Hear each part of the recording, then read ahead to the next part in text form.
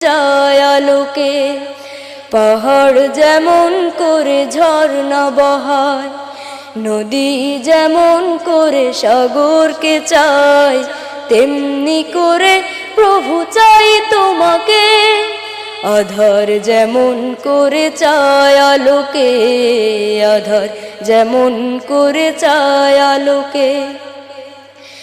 শিশু যেমন করে মায়েরই কোল আঁকড়ে ধরে রাখে, করে না কবুল।